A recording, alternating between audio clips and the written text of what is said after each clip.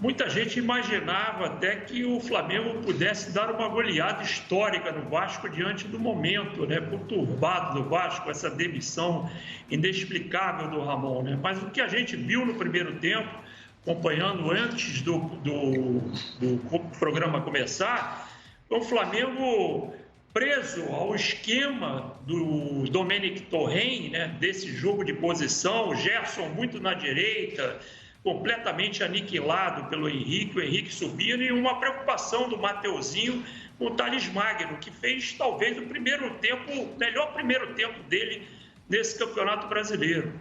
Com jogadas de velocidade, o Vasco incomodando muito e um erro de displicência do Bruno Henrique, num passe em que o Caio Tenório recuperou, driblou por dentro o Felipe Luiz e serviu para o Thales Magno marcar o primeiro gol. Foi uma vitória parcial justa do Vasco no primeiro tempo, pelo que a gente viu.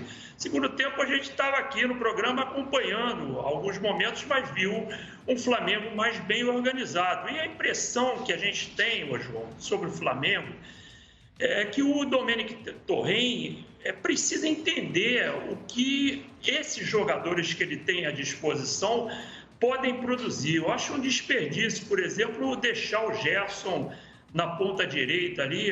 Às vezes tem um pouco do jogador também achar que está acima, né? Como o Bruno Henrique nesse lance em que perdeu o passe.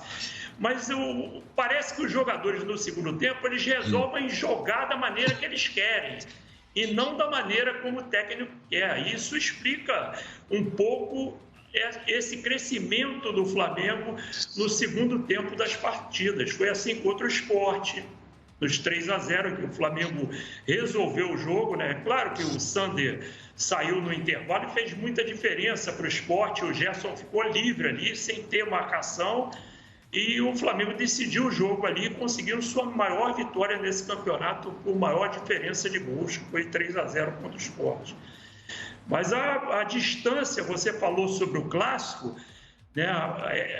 O histórico, né? A estatística sobre esse clássico vem mostrando a superioridade do Flamengo.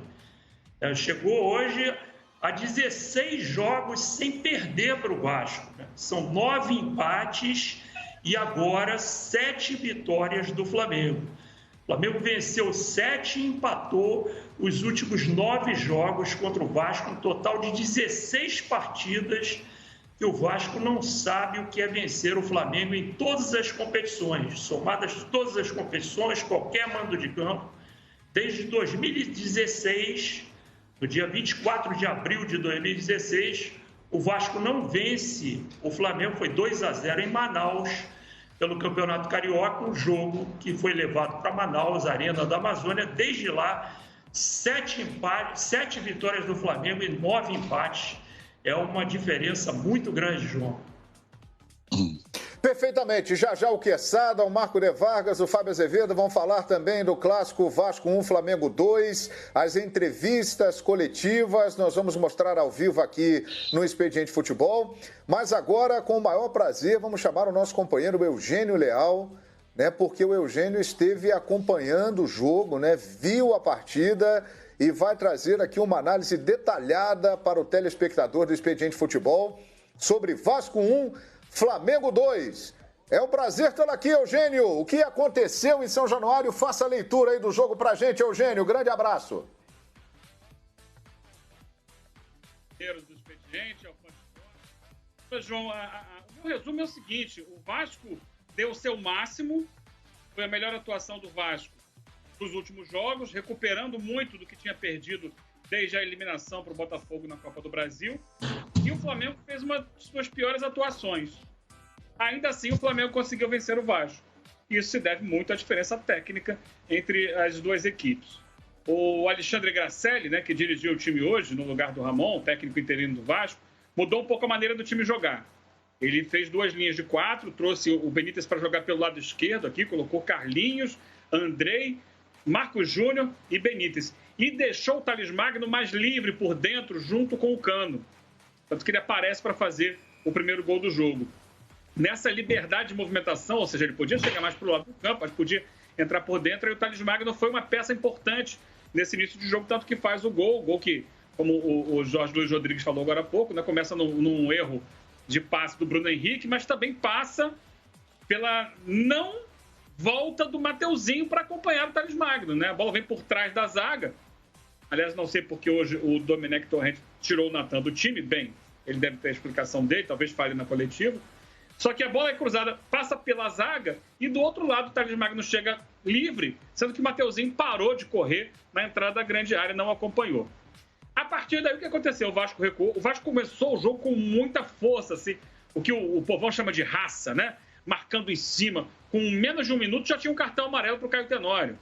Por uma pegada que ele deu no Bruno Henrique. O Marcos Júnior já tinha feito uma falta dura em cima do Diego. Então o Vasco estava mordendo muito, estava muito ligado no jogo. Depois do gol, ele recua um pouco e aí ele faz um bloqueio na intermediária, dá a bola para o Flamengo e o Flamengo não consegue encontrar esses espaços na defesa do Vasco. Melhora um pouquinho no final do primeiro tempo, consegue construir ali 2, 3 jogadas, mas nada muito efetivo. O segundo tempo volta do mesmo jeito. O Vasco continua com as suas 2 linhas de 4, marcando muito na intermediária, impedindo que o Flamengo chegue até a área. E aí o gol sai de uma bola parada, né? Uma falta sofrida pelo Pedro, né? Que gosta mesmo de sair da área para fazer o pivô de costas. O Castan pega ele por baixo. O Diego bate a falta na cabeça do Léo Pereira, o Flamengo empata. Anda mais um pouquinho o jogo, e aí muita gente criticando o Gerson pela direita. O Gerson não fez uma boa partida. E muita gente criticando também o Diego por dentro. O Diego já tinha levado o cartão amarelo, ele meio que tirou o pé de algumas divididas para não levar o vermelho, então tira o Diego, traz o Gerson para dentro e bota o Michel pela ponta. O Flamengo vira o jogo depois disso, mas não em função dessa mudança. O gol sai de um lançamento do Thiago Maia para o Bruno Henrique, que vem nas costas do Caio Tenório, e aí sai mal do gol, o Fernando Miguel se atrapalha todo com a bola. O Bruno Henrique vai lá e faz o segundo gol, o gol da virada do Flamengo. A partir daí o Vasco cresce no jogo, o Vasco vai para cima e aí coloca um monte de atacante, né? Entra o Vinícius, depois entra o Parede, entra o Gabriel Peck, o Vasco vai pro abafo, assim, tudo ou nada, consegue partir para cima do Flamengo, criar algumas situações, tem até um gol anulado, né? Num lance daquele de impedimento assim, muito difícil, que precisou colocar ali aquelas linhas, foi confirmado o impedimento, seria um gol do Cano, ele estaria quebrando o seu jejum, mas o gol não foi validado.